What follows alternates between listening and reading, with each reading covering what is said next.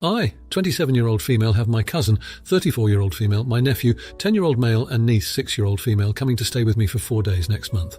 My nephew is autistic and has some food troubles. In some ways, he's not a picky eater. He eats a very balanced diet and is willing to try most things if he's given ample time to mentally prepare. That being said, he won't eat anything without ranch dressing. He puts it on everything, including sushi and soups. If it does not have ranch, he won't touch it, and has a full-blown meltdown if you try to force him. He keeps a little thermos with ranch on him anywhere he goes, just in case. My sister really wants to go and have some foods she has been missing, such as Thai and Indian. I think that's great, but I know these restaurants don't serve ranch. I called around to the restaurants to see if they would allow me to bring outside ranch into the restaurant due to my nephew's disability, but they said they can't make any exceptions for outside food. I told my cousin as such, and she insisted we could just sneak some ranch into the restaurants, and it will be fine since she apparently does it all the time at home. I refused. I feel really uncomfortable with the idea, and I like these restaurants and don't want to risk getting banned. I know we can just order takeout, and both the kids would prefer to stay at my place anyway. I told my sister if she was that insistent on going out to eat, I could watch the kids while she went out, or stay home with just my nephew, and she could enjoy the meal herself. My cousin was horribly offended by this suggestion and has been blowing up my phone, saying I'm a jerk, trying to prevent her from having a nice vacation with her kids, and that I'm ableist despite being autistic myself. I really don't think I'm being a jerk, but I'm really bad at understanding social norms, and now her husband and my aunt are texting me, saying I'm horrible for suggesting she can't have dinner out with her children. She's been threatening not to come visit me and just go stay with her parents, who live 2 hours away in the opposite direction. So am I the idiot? Edit. Wow, I did not expect so many people to have an opinion on this. Thank you for all the comments, even the people saying I'm a jerk. I'm slowly getting through all the comments to answer a couple of things that keep coming up. 1. I wanted to be accurate for the story, so I called her my cousin. She is my cousin technically, but she's basically my sister and I call her as such, what we call each other, and my tired brain didn't filter that properly. 2. My nephew is working with a professional to help expand his food preferences and ability to eat food without ranch. There's been a small amount of success, but the main way there's been any success is by planning with him what he wants to try weeks in advance. He now eats rice and white bread occasionally without it, and basically putting the food on the table and giving him as long as he needs to try it. This includes letting him leave the table to heavily stim. He likes running around in circles before he tries it, and it does not always work. 3. In regards to why my nephew eats everything with ranch, it is a flavour thing. He's managed to express this to us. We have been experimenting to try and figure out why that flavour is okay, but most other flavours aren't, but there hasn't been a lot of success yet. 4. A lot of people who are saying I'm a jerk are saying that I'm being irrational about getting in trouble with these restaurants, and maybe that's fair. Part of my autism is that I'm extremely rule-breaking avoidant. Like, obviously some rules have to be broken in life or death situations, but something like bringing ranch into a restaurant when I've been told no does not feel life or death, and I'm at risk of struggling and having a meltdown myself if I sneak ranch into the restaurant after explicitly being told no. One of the few things I still really struggle with. Not to mention, some of these restaurants, for me personally, are safe spaces where I know I can eat most of the menu, and it doesn't trigger me in any way, so I feel like I'd be putting that at risk. I'm going to talk with my cousin with my nephew on the phone and see if we can all come up with something together. The suggestion about letting him eat before and then just get a drink at the restaurant might work, and one of the restaurants is next to a gelato place that I know he can pour ranch over without them caring. Also, this isn't some discrete amount of ranch. If he can see the food, it's not enough ranch. If it was a discrete amount, I might be more comfortable. Now, for a few comments before the update. Comment 1. The restaurants told you aren't allowed to bring ranch dressing? Never heard of this. Are you sure you didn't got them wrong? Maybe by the way you asked the question, and they got the impression you wouldn't order 70G, but only eat your home-brought food. If you order and pay for it, I see no harm for the restaurant if he adds his ranch dressing. Just put it in a nice bottle, a coloured one or 70G, and if someone asks, just say that's holy water and needs to be applied to everything he eats for religious reasons. I never heard of a business banning paying customer who didn't do any harm to them or another guest, or was a disturbance for other guests. I had to take some pills for a while just before eating lunch a few years back, and they were rather big, so it was easier to swallow with a yogurt drink. I always took my pills and my drink out to take it, and then put it back in the bag. Since I ordered and paid for food and drink, they never said anything. Why would they? They didn't miss any sale there. Comment 2. Not the idiot, I've worked in restaurants on and off for years, and it's all about cross-contamination. The fact that you offered to babysit as well, so she could enjoy the food without stress, was kind of you. Yeah, it sucks that the world doesn't cater to us, ND. But you did your research, gave alternatives and attempted to find a way to suit everyone. Sounds like she is throwing a tantrum from not getting her own way, but is there also a chance this is a burned-out mum projecting her frustrations due to being desperate for a bit of normality? Also, the word ableist is getting excessively thrown around nowadays. Try not to let this wear you down. Edit for people replying to my comment.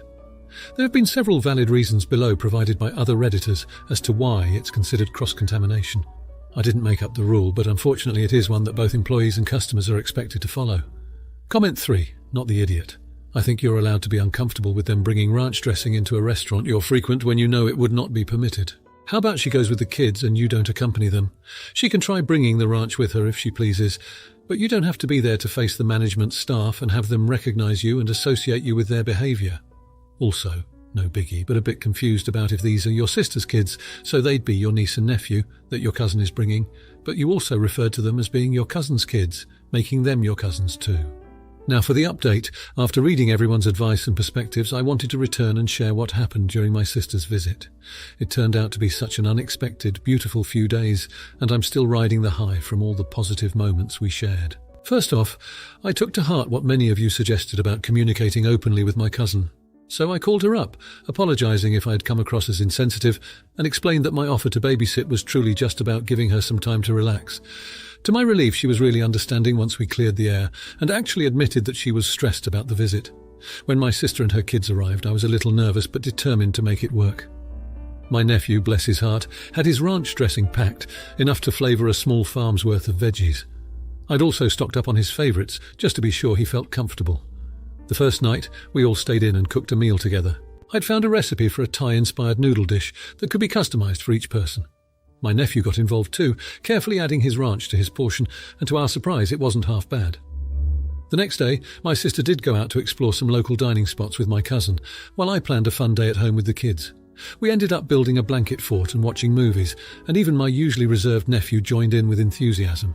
The laughter in that fort, it's something I'll never forget. On the third day, my niece suggested we all go out for a meal together. She had the brilliant idea of calling ahead to an Indian restaurant to explain the situation with my nephew's food preferences. And guess what? They were so understanding. They agreed to let him use his ranch as long as we were discreet. That meal, with all of us around the table enjoying different flavours, ranch included, felt like a victory. Before they left, my cousin pulled me aside. She apologised for jumping to conclusions and thanked me for being so accommodating. My sister hugged me tighter than she has in years, whispering a heartfelt thank you for the memories. So there it is. A visit I was dreading turned into a reminder of the power of communication, understanding, and a little bit of ranch dressing. Thanks to this community for the support and advice. It truly helped me navigate a tricky situation and turn it into something special. Now for the comments. Comment 1. Not the idiot. It's clear from your story that you put in a significant amount of effort to ensure that your sister's visit went smoothly, which is commendable.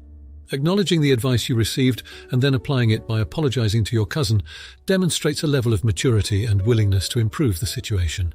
The fact that you went out of your way to accommodate your nephew's preferences with the ranch dressing shows that you were considerate and thoughtful about his needs. Moreover, organising a fun day at home for the kids and choosing a restaurant that was accommodating indicates that you prioritised the enjoyment and comfort of your guests. Your sister's gratitude and your cousin's apology suggest that your actions were not only appreciated, but also instrumental in creating a positive experience for everyone involved. Throughout this, you've emphasized the importance of communication and understanding, which are key components in any relationship, and it's evident that these values guided your approach to the visit. Comment 2. Not the idiot. Your story exemplifies the essence of family and the lengths we go to for our loved ones. The proactive steps you took to mend the relationship with your cousin by clarifying intentions highlight the importance of resolving misunderstandings before they escalate. It's also worth noting the cultural sensitivity you exhibited by choosing an Indian restaurant for the meal out, which likely provided an inclusive environment for your sister and her family. This decision not only catered to the nephew's food preferences, but also demonstrates a respect for diversity and a desire to introduce different cuisines in a considerate manner. Your reflection on the visit shows a deep understanding of the role empathy plays in family dynamics and how taking the time to address each other's needs can turn a challenging situation into a cherished memory. It's this level of empathy and foresight that makes your actions praiseworthy and sets a positive example for others in similar situations. Comment 3. Not the idiot. Not the. From your narrative, it's evident that you value family and the quality of time spent together. What stands out is your ability to reflect on past advice and apply it constructively to enhance your interactions with your sister and her family. Your efforts in accommodating the nephew's dietary preferences, such as adding ranch dressing to meals, may seem trivial to some, but it speaks volumes about your attentiveness to small details that contribute to a person's comfort and enjoyment. This consideration likely played a significant role in creating a harmonious atmosphere during the visit. Additionally, the fact that you facilitated an enjoyable day for the kids at home showcases your commitment to family bonding and creating a welcoming environment for everyone. Your sister's expression of gratitude is a testament to the success of your approach. By prioritizing clear communication and understanding, you transformed a potentially difficult visit into an opportunity to strengthen familial bonds, which is an admirable outcome. Now for the next story. My parents have my sister, 14-year-old female, and me, 17-year-old male. My sister is autistic. She's very verbal and has issues with social cues and generally isn't very easy to be around. She says pretty mean things to people and she's the worst to me. She does not have any kind of filter and I struggle to be around her. Sometimes I have to leave the table when we're having dinner or leave the house when she starts because I want to so badly explode on her. My parents always tell me I need to understand it's the autism. She's learning, she's working with therapists on the behaviour.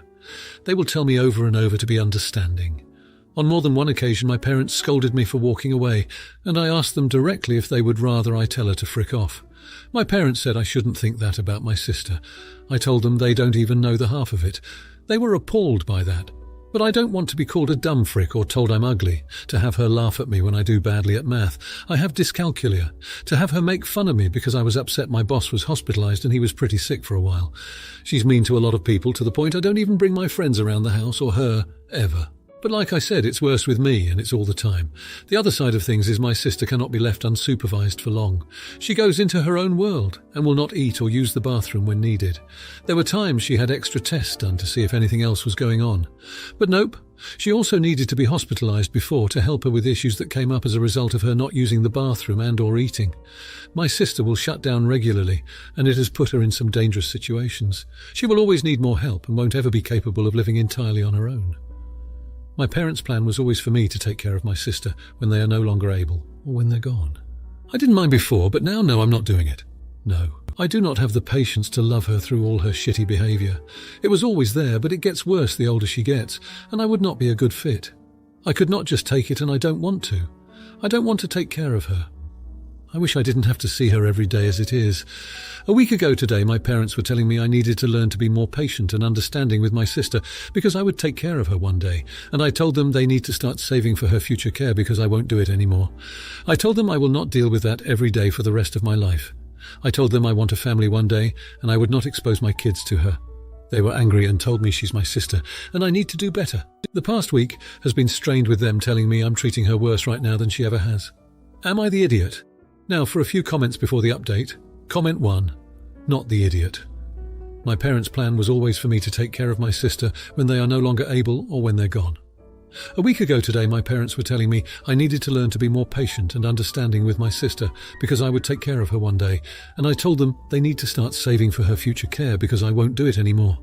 I told them I will not deal with that every day for the rest of my life. I told them I want a family one day and I would not expose my kids to her. They were angry and told me she's my sister and I need to do better.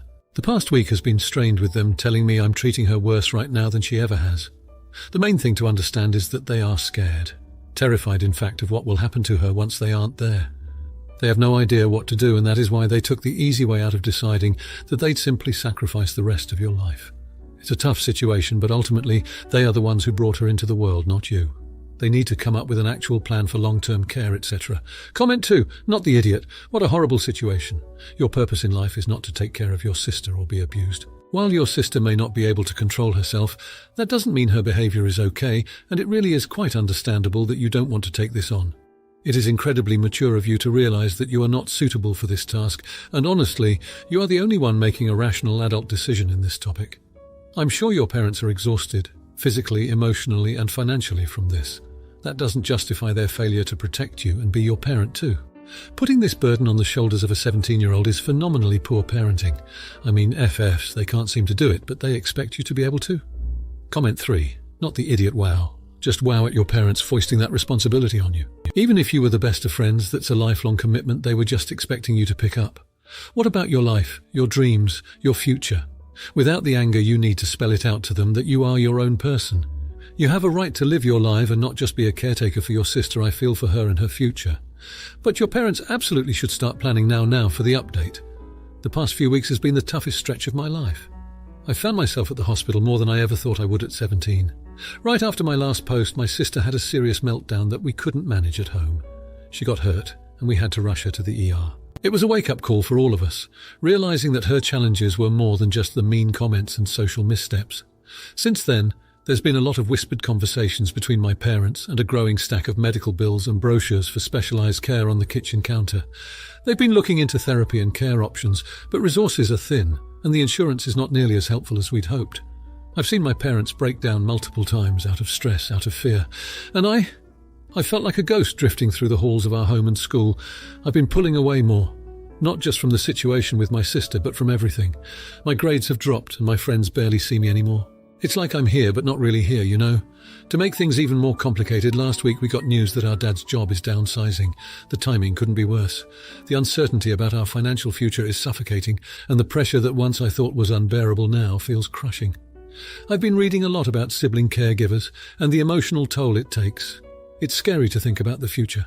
I've been trying to talk to my parents about my concerns, but every conversation is cut short. They say we need to focus on the now and handle one day at a time. And with every passing day, I'm more convinced that I'm not cut out for this. I feel guilty for admitting it. I feel selfish, but it's the truth. I'm terrified of resenting my sister, of losing myself to a life that I'm not sure I'm strong enough to handle. So yeah, that's where I am now. Drifting, scared, and more lost than ever. I'm not sure what the next month holds, much less the rest of our lives. Now for the comments. Comment 1, not the idiot. It's clear from your story that you're going through an incredibly tough time, and it's important to recognize that your feelings are valid. It's a lot to ask of anyone, let alone a 17-year-old, to navigate the complexities of a family member's serious health issues, especially when it's coupled with financial stress and uncertainty about the future. You mentioned feeling guilty and selfish for admitting that you may not be able to handle the situation, but it's crucial to understand that acknowledging your limitations isn't selfish. It's a necessary step towards seeking the support you need. Your mental health and well-being are just as important as any other member of your family, and it's essential to communicate this to your parents, even if the conversations are difficult. It may help to find a time to talk when there are fewer distractions, or even to write down your thoughts and feelings to share with them. Remember, it's not about competing for who has it worse, but about ensuring each family member gets the support they require. You're not a jerk for needing help or feeling overwhelmed. You're a human being in a challenging situation. If you like this video, you'll probably like these too. Also, while you're here, please consider subscribing. It's your support that keeps this channel alive and allows me to make better and longer videos. Have a great day.